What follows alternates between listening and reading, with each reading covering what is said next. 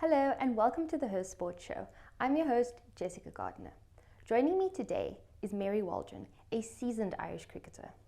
Having only started cricket in her 20s, Mary reflects on her favourite memories and moments from her cricket career, which contributed to her becoming Ireland's top wicketkeeper and most capped cricketer. Let's get into it.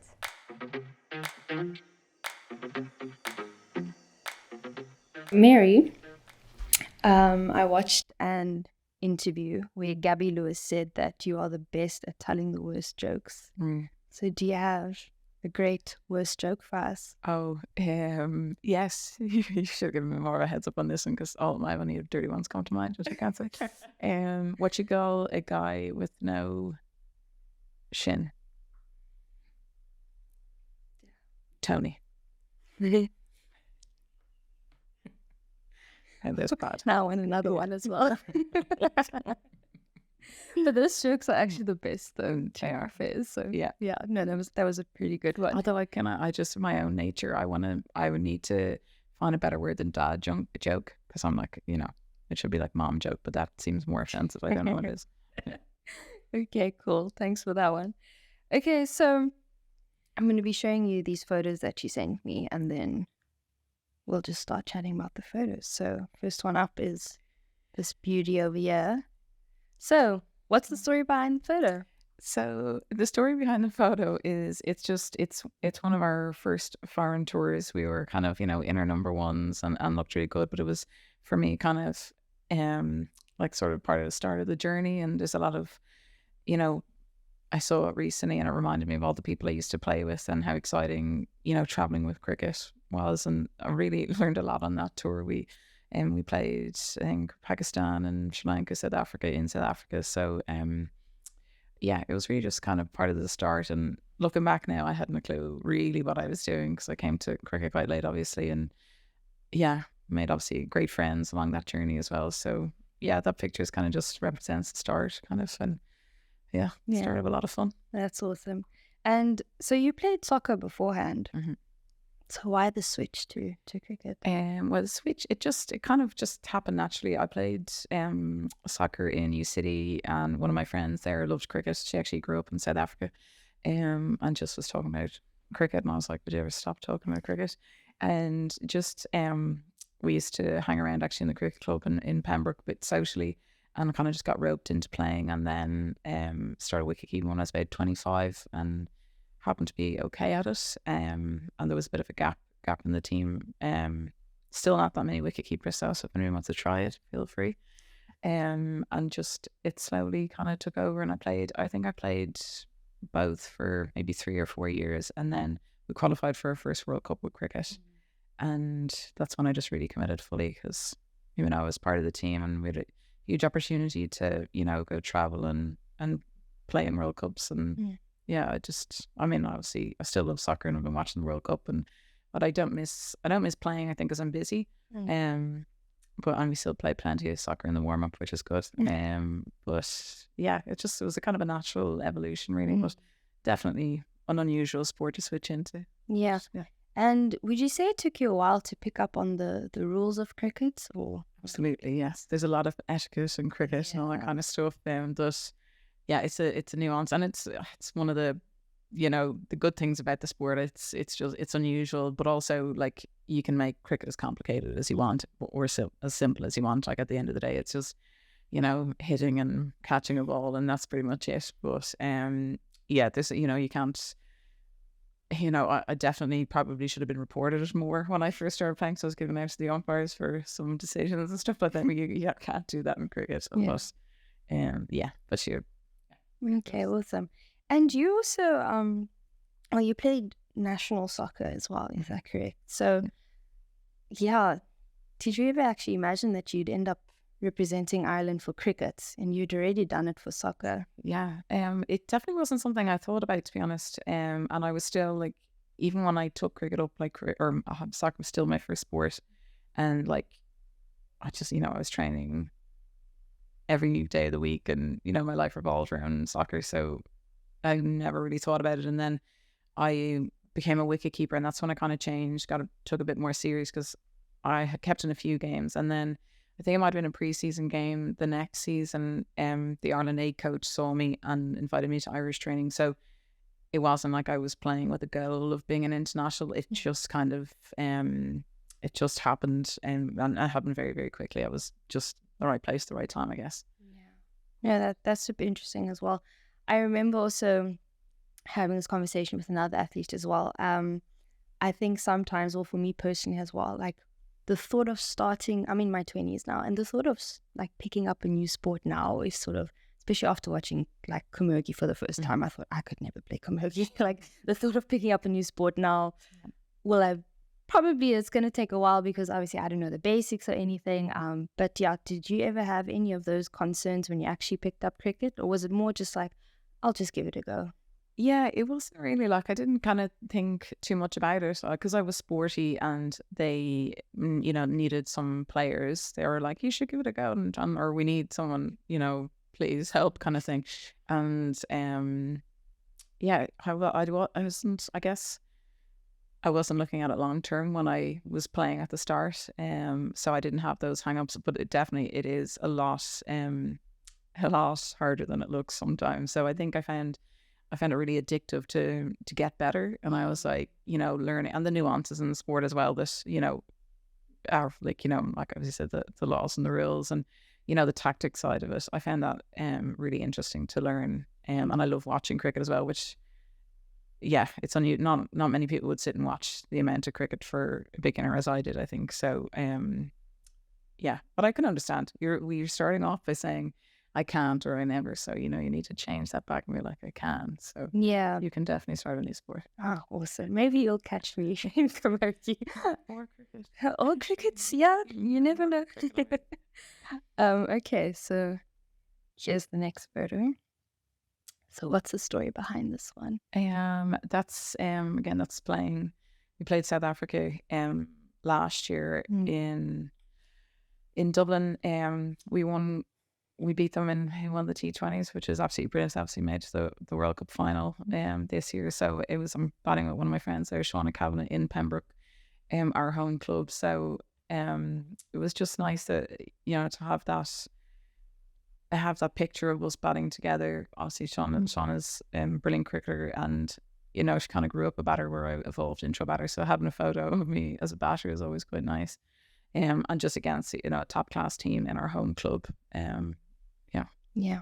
And at this point, had it been announced that Ireland, the women's team, were basically all given professional contracts? So yes, it had just been announced. Actually, that was our first series after that announcement. Now, previous to that, we'd had part-time contracts. 5 or 6 of us had part-time contracts. So, but yeah, having full-time contracts is absolutely brilliant, and something that was required, to be honest, because the teams around us in world cricket were all becoming professional and starting to stretch on. So if we hadn't have done that, Cricket Ireland hadn't have done that, there would have been it would have been left trailing behind, I think. But hopefully they can see that their money's been well spent. And do you remember how you actually felt when you heard that announcement?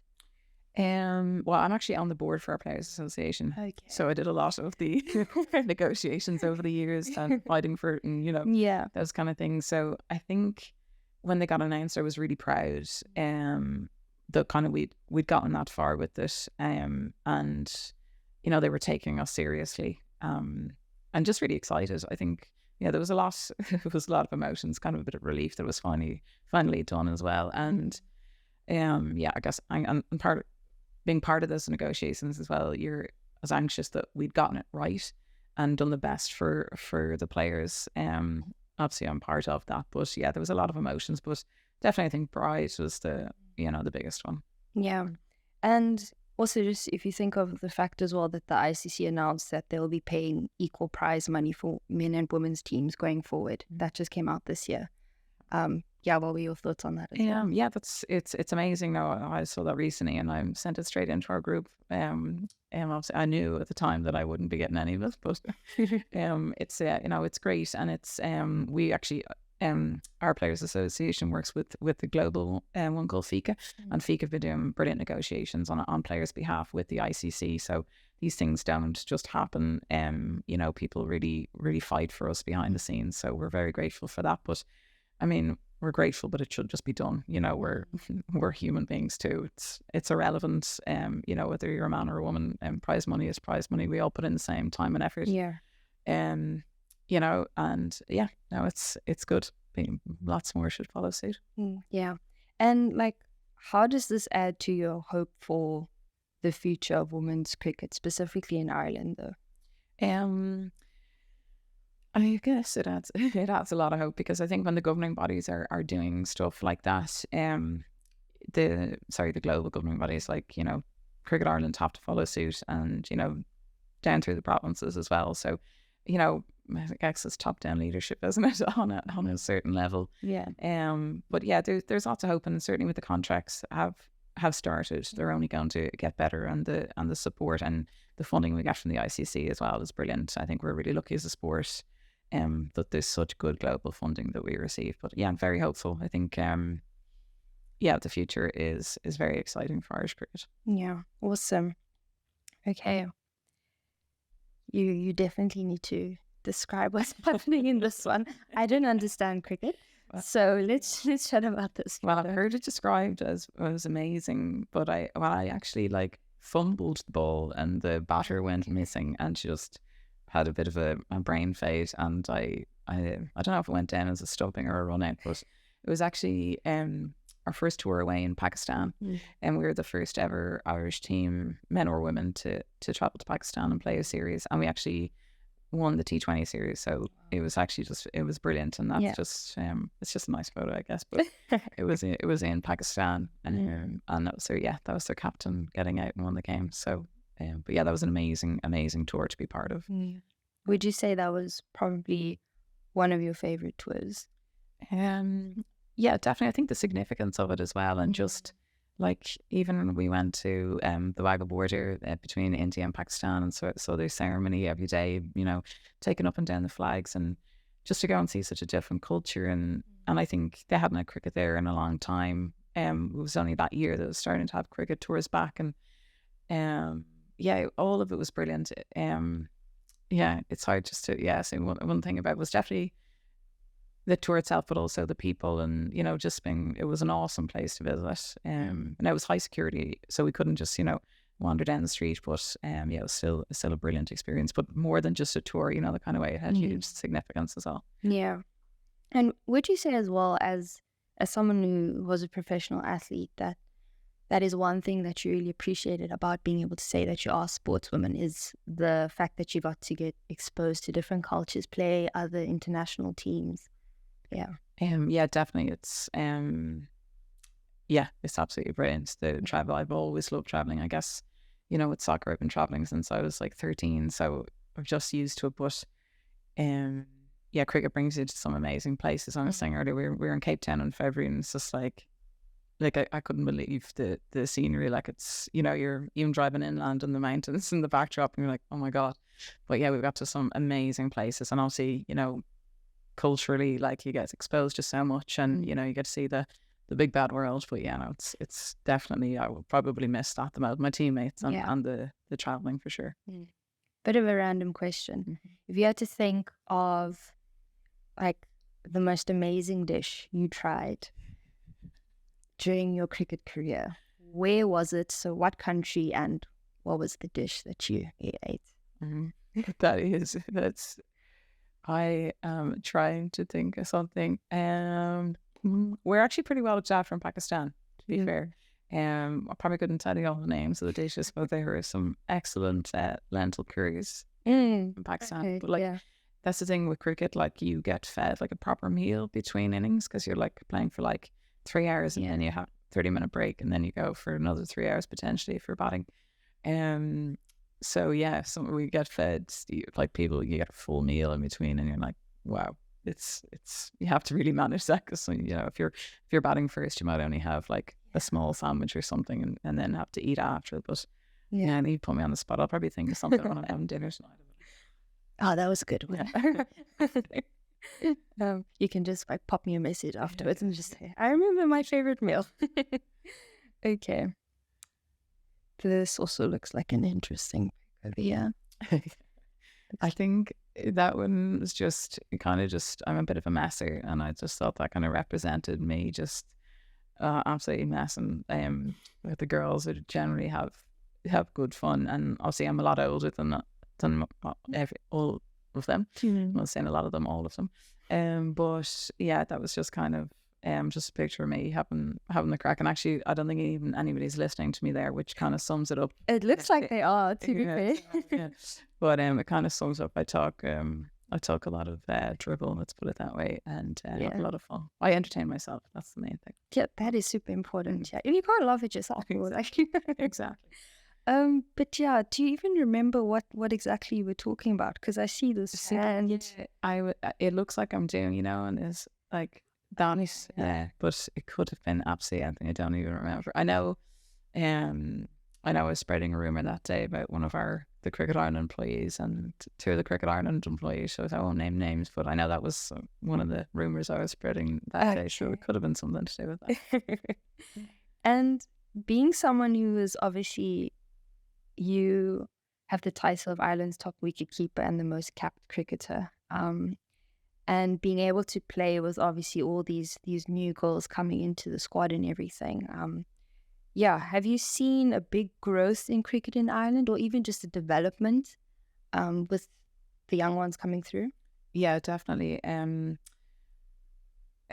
Certainly with our Super Series competition, like I said, the equivalent of our interprovincial competition, the depth in that, and the younger players coming through, they're just more aware about cricket tactically. Their skills are a bit better.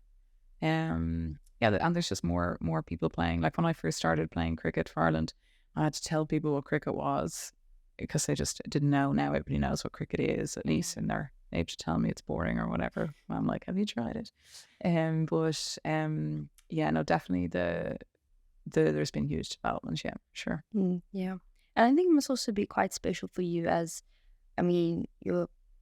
you've been playing for so long, and to also have been such a trailblazer in helping get the women's team to where they are today. And now to have these youngsters come on, I'm sure a lot of them also joined. When they joined, they were like, oh my gosh, we get to play with Mary. But it's been a pretty cool thought, if you've ever thought about it that way. I've not actually thought about it that way. I don't know if they were very excited about playing with me. Probably not. I do, even look, I'm being the most capped and stuff like that. I won't be for long, by the way. That'll be taken over very soon, thankfully. But I still don't really see myself in that. My friends that I used to play with and retired, they played for 20 years, and I'm they're, to me, they're the trailblazers and stuff like that. So I find it hard to kind of get my head around that. I do appreciate it now, kind of in the last few years, how much of an impact I can have on the others, certainly tactically and stuff from behind the stumps. That's very position specific, being a wicketkeeper, and working with Amy and Shauna and Joanna on the squad as well, and passing my tips on, essentially, from a wicket-keeping point of view. That's not lost, but the wider the bigger picture, that's still, it's even weird to hear it sometimes. You also trained as an umpire. Yeah. So what made you decide to pursue that? Sorry, I'm laughing because it's super nerdy, but it's good fun. So I've been going to Australia for maybe 8 or 9 years in the winter to play cricket. And one of my jobs when I came home, I was playing for Malahide Cricket Club at the time, and I was their cricket development officer. And part of that was looking after the boys under 15s. And so you get the team together, you umpire, you score, you make sure they get there safely and home safely, that kind of stuff. And coaching, I used to have so much anxiety. I was worried all the kids were enjoying themselves, and I didn't really enjoy going. But we used to take the umpiring really seriously, which is, it's not everybody does, but something you can be on your phone at square leg. Nobody's really paying that much attention, but I was used to do it properly. So when I went back to Australia, then I asked the local association to train me properly and go through the proper course. So kind of just took it from there, and I really enjoyed it. And obviously, female officials are always, crying out for, and I wasn't bad at it either. So just kind of moved up through the ranks, and I've been really fortunate to do some awesome tournaments and games and meet lovely people. And again, there's great travel opportunity with the umpiring as well. So, yeah. Would you say also that it does benefit you as a player to have that understanding of like what the umpire is actually going to do? Yeah, absolutely. I get asked umpire questions all the time, but also, I won't say all the time, gives me some empathy. Like sometimes I'm like, oh, God's sake. And then other times I'm like, I've done that myself, so I know I can't give out. So yeah, I do feel like have a bit more empathy towards umpires for sure. But yeah, not all the time. Yeah. And did you ever find yourself in a situation where maybe an umpire made a call and you were thinking, that was the wrong call? I would have done a different call. Yes. Yeah. But again, it literally, when it comes to umpire mistakes, I've made them all. So I can't, people in glass houses and all that. But, when you're on the pitch, you're in a battle, and yeah, sometimes I'm not as, what's the word, as polite as I should be. But I think that's a lot of sport. Yes, exactly. I know for me as well, I play hockey. Yeah, there were some times I was quite ruthless towards the umpires, especially. Yeah. But then also when I actually did a course myself, and I remember also thinking, so I can definitely resonate with you. I had a whole new perspective of what the umpire does and the importance during any match. You need your umpires. Yeah. Yeah. And it doesn't help shouting at them. No, not at all. Yeah. Yeah, so probably the favorite photo that we're going to chat about. Yeah. So that was post my retirement announcement after the Australia series. But that's Isabel Joyce interviewing me, and I played with Iz for years, or I don't know, maybe 10 years, say. Okay. And we'd still be very good friends now, and she's doing commentating and that. So I was nearly crying on the way up to talk to her, and she did a good intro, so I kind of got myself together. And then I could see when I was talking on stage, she was turning to Europe. And so actually I just love that photo because we're both like absolutely just cracking up at whatever it was. I can't even remember, but it was just really nice to have that time with her and someone I knew I was very comfortable with. And actually that day was one of the best days ever. I had an incredible day. Yeah, it was so much fun. Yeah. Would you say you deliberately wore the glasses? Oh, because you were yes, those glasses are firmly on because I was crying the entire day. Oh, that's interesting. Yeah. Yeah. And looking back now, also obviously you've retired now, and just looking back on your career, like, what do you say was the one thing you loved the most about playing cricket? Well, one thing I loved most, I guess, I don't know, maybe getting it when I finally got it. Something like I love training, and I love training. I still love training, but obviously there's no training. You got to do it in a match. But I think when I finally understood the game enough to go out and like implement a game plan out there, and that sounds very serious, but yeah, just kind of taking part, but knowing what I was doing. But